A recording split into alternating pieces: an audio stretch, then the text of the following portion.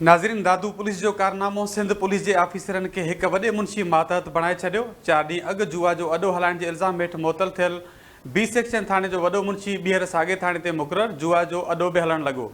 वधीक तफ़सील हासिल कयूं था इन हवाले सां सिकंदर पंवर खां। जी सिकंदर पंवर। जी मां तव्हांखे तफ़सील खां आगाह कयां त सिंध पुलिस ऑफिसरनि खे हिकु वॾे मुंशी मातहत बणाए छॾियो। 4 ॾींहं अॻु जुआ जो अॾो हलाइण इल्ज़ाम हेठि मुअतल थियल बी सेक्शन थाने जो वॾो मुंशी ॿीहर साॻे थाने ते मुक़रर।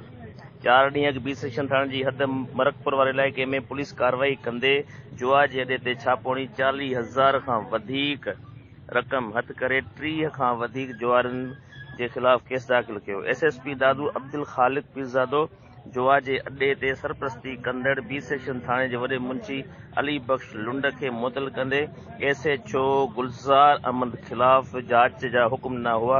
एसएसपी दादू जांच मुकबल न थी सघी। वॾो मुंशी अली बख्श लुंड साॻे ई थाने ते वॾो मुंशी मुक़रर थी वियो, जॾहिं त जुआ जो अड्डो पिण ॿीहर हलण लॻो। जी वॾी महिरबानी Sikandar Panwar. For more news and updates, keep watching BTV News First Ultra HD web channel.